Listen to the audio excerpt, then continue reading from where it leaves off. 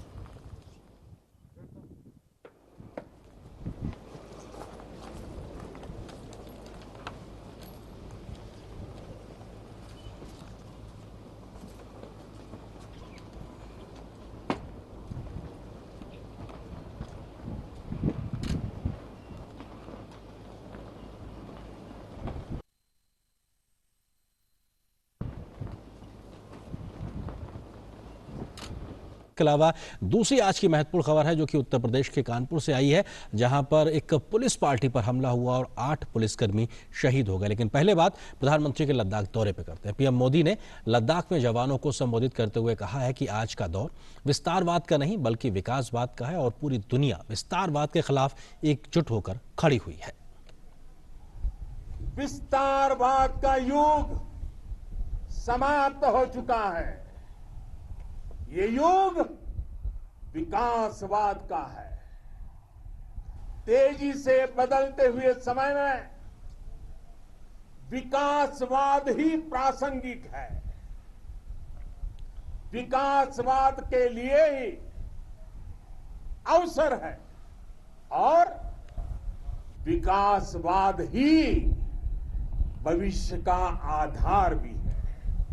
विस्तारवाद की जीत जब किसी पर सवार हुई है, उसने हमेशा विश्व शांति के सामने खतरा पैदा किया है।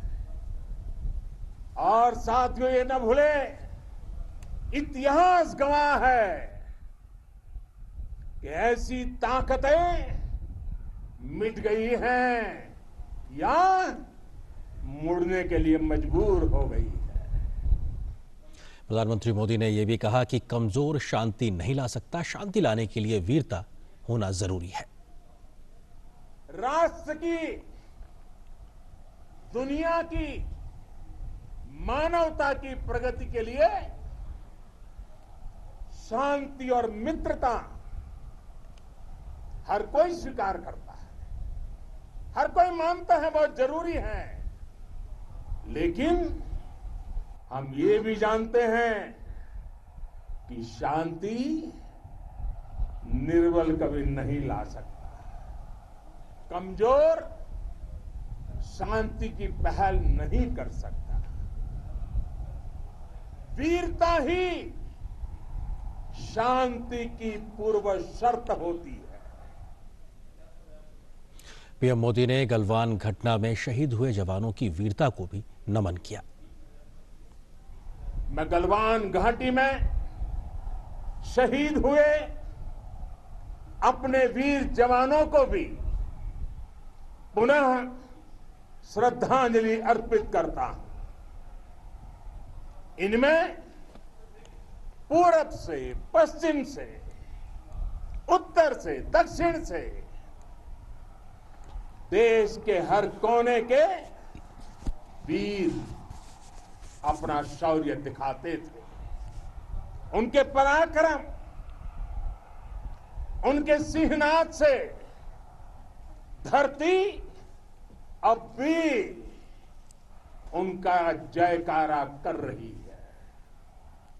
पीएम मोदी ने कहा कि बॉर्डर इंफ्रास्ट्रक्चर पर खर्च 3 गुना बढ़ा दिया गया है। अब देश में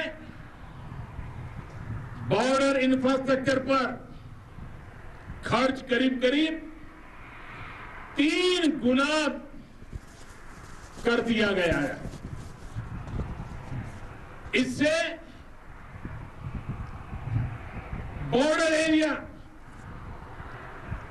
एरिया डेवलपमेंट और सीमा पर सड़कें, पुल बनाने का काम भी बहुत तेजी से हुआ है।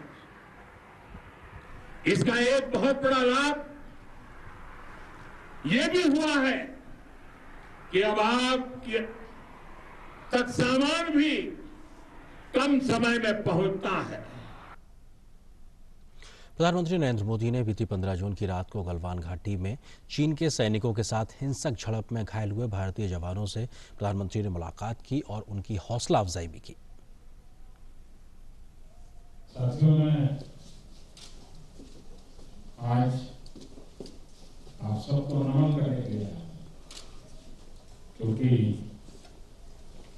जिस वीरता के साथ आपने लड़ाई लड़ी, और मैंने कुछ दिन पहले भी कहा था कि जो वीर हमें छोड़ के चले गए हैं वे भी ऐसे ही नहीं गए। आप सबने मिलकर के करारा जवाब भी दिया।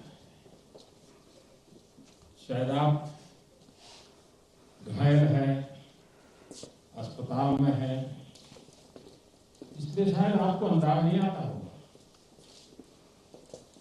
लेकिन 130 करोड़ देशवासी आपके प्रति बहुत ही गौरव अनुभव कर रहे हैं। और इस वक्त एक महत्वपूर्ण खबर आ रही है। दिल्ली एनसीआर में भूकंप के झटके महसूस किए गए हैं और जो खबर है उसके आधार पे 4.7 तीव्रता का भूकंप आया है और इसका केंद्र जो है राजस्थान के अलवर में बताया जा रहा है। ज़मीन से लगभग 35 किलोमीटर की गहराई में ये भूकंप आया। हम देख रहे हैं देश भर में बीते कुछ समय से कम तीव्रता के अलग अलग इलाकों में भूकंप के झटके आते रहे हैं, लेकिन ये 4.7 तीव्रता का रिक्टर स्केल पर यह मापा गया है। अपने आप में इस एनसीआर में महसूस किया गया। इस खबर पर अधिक बातचीत करने के लिए हमारे साथ हमारे सहयोगी संवाददाता तपस भट्टाचार्य इस वक्त मौजूद। तपस, क्या डिटेल्स है, थोड़ा बताइए।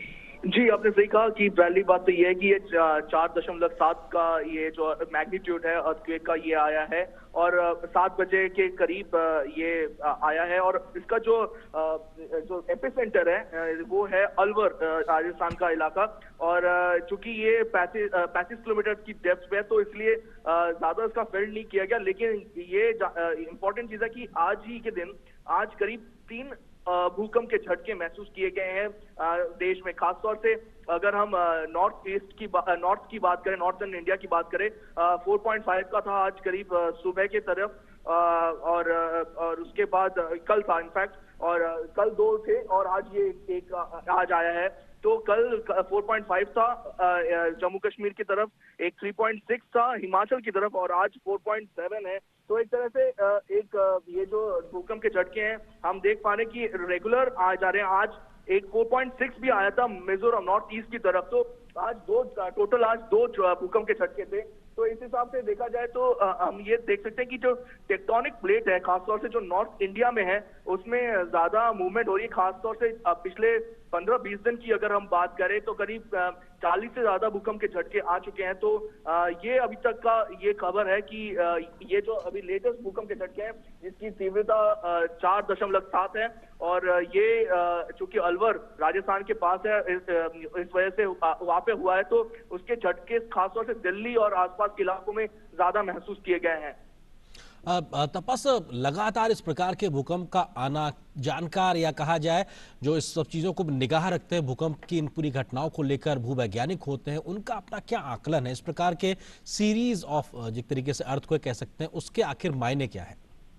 जी, आपने सही कहा कि इनके ये बहुत इंपॉर्टेंट है कि इनका समीक्षण किया जाए इनका, लेकिन ज्यादा कुछ कह नहीं सकते क्योंकि भूकंप के झटके हम महसूस कर सकते हैं, हम उसको मेजर भी कर सकते हैं, लेकिन उनको वो कितना सटीक है और उसको प्रेडिक्ट करना ये एक तरह से नामुमकिन हो जाता है बहुत से जगहों पे, क्योंकि आप जैसे कोई और विपदा होती है, साइक्लोन कहिए या बारिश कहिए, उसका तो फिर भी एक तरह से मेजरमेंट किया जा सकता है, लेकिन जिस तरीके से भूकंप के झटके होते हैं उसका मेजरमेंट करना एक तरह से इम्पॉसिबल हो जाता है, क्योंकि सिर्फ हम उसको बता सकते हैं कि भूकंप कहाँ पे भूकंप हुआ है, लेकिन उसको हम ये नहीं कह सकते कि भूकंप आएगा या नहीं आएगा। तो ये बहुत सारी फॉल्ट लाइन है। हम आपको पता है कि दिल्ली जो है वो सिस्मोलॉजी 4 रहता है जोन में, तो इसी वजह से इसके आसपास ये टेक्टोनिक प्लेट जो है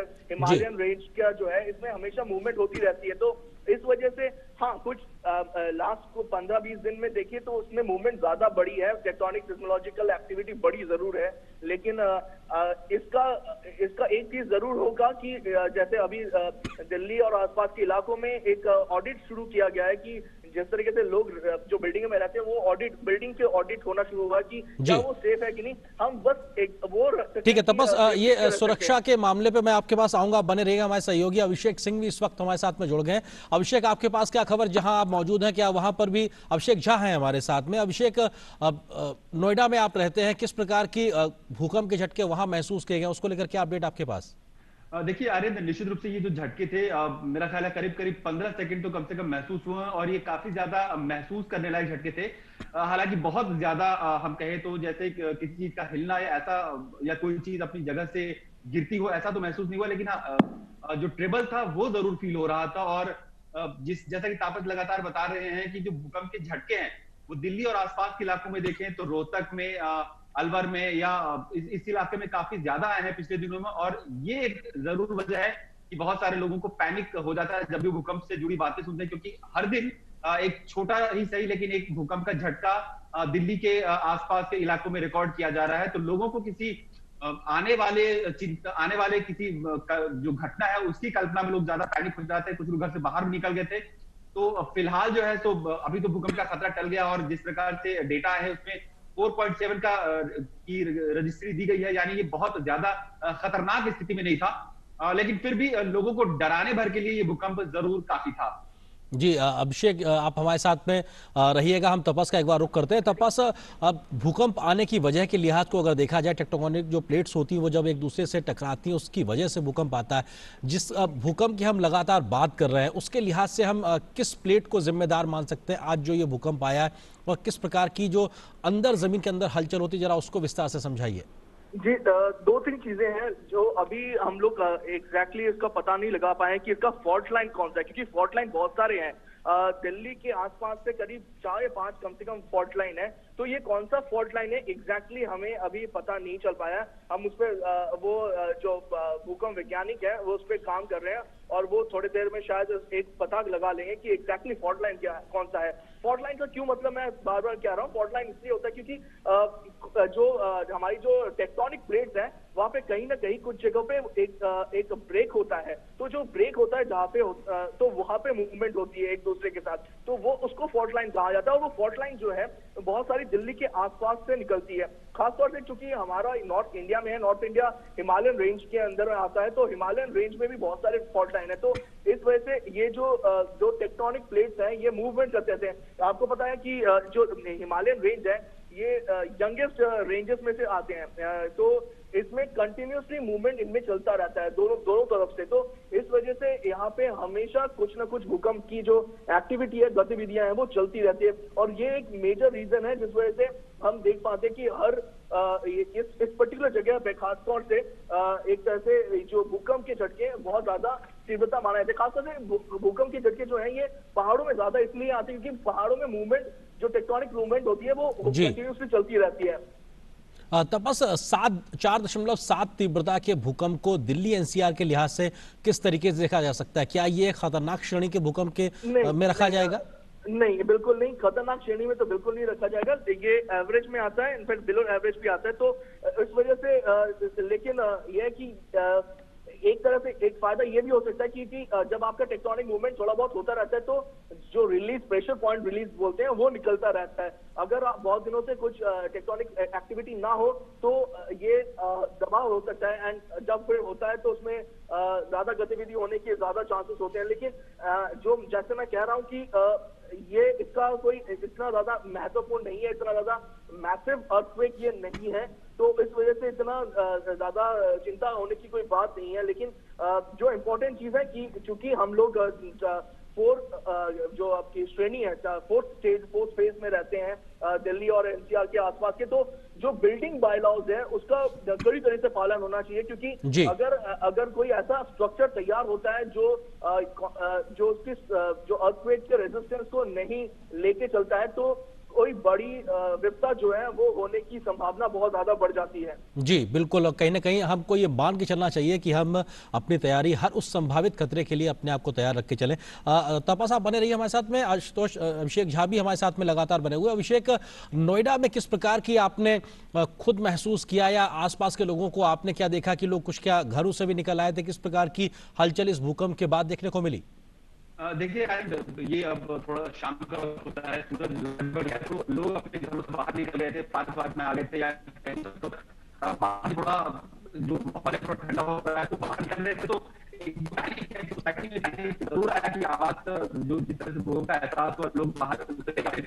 उसके बाद लोगों ने अभिषेक, आपकी आवाज बहुत बेहतरी से हम तक नहीं पहुंच रही, हम तपस का रुख करते हैं। तपस, एक समस्या अगर देखा जाए दिल्ली एनसीआर के लिहाज से बहुमंजिला इमारतों को लेकर है कि आप जिस स्ट्रक्चर की बात कर रहे थे उस लिहाज से किस तरीके से ये एक बड़ी चुनौती है, किस तरह से देखा जा रहा है? और तैयारी सरकार के स्तर पर आपने जिसका कहा, जिक्र किया कि सर्वे करना या इस प्रकार की पूरी मैपिंग करना, उस लिहाज से बहुमंजिला इमारतों को लेकर कितनी बड़ी चुनौती? जी बिल्कुल, आपने देखा कि इस पे जो बात बार बार आ रही है कि अभी इनफैक्ट दिल्ली और आसपास में दिल्ली गवर्नमेंट और सेंट्रल गवर्नमेंट ने एक ऑडिटिंग स्टार्ट की है कि अभी इनफैक्ट उनको बोला गया, हर नॉर्थ दिल्ली कॉर्पोरेशन ने इनफैक्ट स्टार्ट किया और जितने भी और एमसीडीज हैं उनको ये बोला गया है कि जल्द से जल्द ये ऑडिट खत्म करें कि कौन सी जो बिल्डिंग्स हैं उनका क्या इस वक्त क्या उसका स्टेटस है अर्थक्वेक से निपटने का। क्योंकि इससे पहले भी हमने देखा था कि जिस तरीके से अर्थक्वेक आ रही थी तो एक प्राइम मिनिस्टर नरेंद्र मोदी ने भी एक मीटिंग ली थी, बाकी लोग भी उस मीटिंग में थे। बहुत ये मीटिंग आ रही है क्योंकि आपदा से निपटने के लिए पहले से आपको तैयारी अपनी करके रखनी पड़ेगी। ऐसा नहीं कि सडनली कुछ आया और सडनली आप नीजर रिएक्शन देके उठते हैं। तो इस वजह से दिल्ली के जितने भी एमसीडीज हैं, कॉर्पोरेशन है, उनको बोला गया कि अगले 2 सालों के अंदर, इनफैक्ट 6 महीने के अंदर आपको एक पूरा एक डिटेल स्टडी देनी पड़ेगी और 2 साल के अंदर जितने भी जो बिल्डिंग्स है जिनको जो अभी तक एक तरह से मापदंडों में पूरी तरह से खड़े नहीं उतरते हैं, उनको इस पे काम करना पड़ेगा और उन बिल्डिंगों को वो मापदंड पे खड़ा होना पड़ेगा। वो बायलॉज में स्ट्रक्चरल इंजीनियर से मिलके वो बिल्डिंग का जो स्ट्रक्चर है उसमें बदलाव करने की जरूरत पड़ेगी। तो ये एक बहुत अहम कदम है, लिया गया है। ये जो लगातार जो भूकंप के झटके कंटिन्यूसली आ रहे हैं उसको ध्यान में रखने के बाद, तो ये एक चीज है। हम बार बार ये कह रहे हैं कि हम दूसरी विपदा जो है, आपदा जो है, नेचुरल कैलेमिटीज है, उसको मेजर तो जरूर कर सकते हैं, लेकिन भूकंप एक ऐसा इकलौता है जहां पे शायद इसको हम प्रेडिक्ट नहीं कर सकते। प्रेडिक्शन जो है वो बहुत मुश्किल हो जाती है, खासतौर से अगर हम बात करें आपके तपस, एक चीज आपसे समझना चाहेंगे कि हम प्रोडिक्शन तो नहीं कर सकते हैं, लेकिन देश भर के अलग अलग नॉर्थ के इलाकों की अगर बात की जाए, हिमालयन रेंज की बात की जाए, इस प्रकार की जमीन के अंदर हलचल हो रही, क्या ये अलग अलग टेक्टोनिक प्लेट्स हैं जिनमें इस प्रकार की हलचल हो रही? क्योंकि आपने कहा कि बीते कुछ एक आध महीने की अगर बात की जाए तो ये हलचल बढ़ गई है, तो किन किन प्लेट्स में ज्यादा मूवमेंट्स देखने को मिल रहा है, या हिमालयन रेंज में भी कहां पे ज्यादा हलचल है, उसको लेकर अभी कोई एक आकलन हाल फिलहाल में इस प्रकार की स्थिति देखने को मिल रही है? जी, यहाँ पे जैसे मैंने कहा पहले भी कि इसमें बहुत सारे टेक्टोनिक प्लेट्स, टेक्टोनिक जो फॉल्ट लाइन है, बेसिकली टेक्टोनिक प्लेट्स वो फॉल्ट लाइन बहुत सारे हैं। तो कौन ये जो फॉल्ट लाइन है हर एक का अलग अलग मापदंड, जैसे दिल्ली से ही करीब 4 या 5 फॉल्ट लाइन निकलते हैं, तो किसमें कब हलचल हो, किसमें कब नहीं हो। हिमालयन रेंज में आते हैं तो हिमालयन रेंज में अलग उनके फॉल्ट लाइन्स उनके अलग ज्यादा है, तो इन चीजों को देखा जाना बहुत जरूरी होता है। क्योंकि मैं कह रहा हूँ कि मूवमेंट हिमालयन रेंज में कंटिन्यूसली हो रहा है, ऐसा नहीं कि अभी पहले नहीं हो रहा था, अभी हो रहा है। जो मूवमेंट है, क्योंकि हिमालयन रेंज की अगर हम बात करें वो यंग माउंटेन रेंज में आता है, तो अगर वो कंटिन्यूसली उसका जो वो बढ़े जा रहा है, तो उस हिसाब से उसमें मूवमेंट आना स्वाभाविक है। और यही एक रीजन है कि हम इतने ज्यादा एक्टिविटीज देख पा रहे हैं। सिस्मोलॉजिकल एक्टिविटी देखने का रीजन ही शायद ये है कि यहाँ पे ये कुछ ना कुछ होता रहता है इन टेक्टोनिक, खासतौर से जो मैं से कह रहा हूँ दिल्ली और आसपास के जो जगह जो फेज 4 फेज 5 में रहते हैं सिस्मोलॉजिकल एक्टिविटी में, तो यहाँ पे ये जो भूकंप के झटके होना ये एक तरह से स्वाभाविक है। एग्जैक्टली कौन सा फॉल्ट लाइन है इस वक्त एक्टिव हुआ है वो थोड़ी देर में हम आपको बता जरूर पाएंगे, लेकिन इस वक्त हमारे पास अभी वो खबर नहीं है कि एग्जैक्टली कौन सा फॉल्ट लाइन एक्टिव हुआ है इस वक्त। जी, तपस, जब हम देखते हैं कभी भी भूकंप आता है तो इस बात का भी जिक्र किया जाता है कि जमीन से, सतह से उसकी कितनी गहराई पे ये हलचल हुई है, इसके क्या मायने होते हैं? कई बार हम देखते हैं कि जमीन में जैसे वर्तमान है 35 किलोमीटर अंदर है, या कई बार हमने देखा है कि 4-5 किलोमीटर के अंदर कहीं गहराई पे कुछ स्थिति आती है, या कई बार इससे ज्यादा गहरा होता है। ये जो अलग अलग पैमाने होते हैं, इन गहराइयों में हलचल के आखिर मायने क्या होते हैं?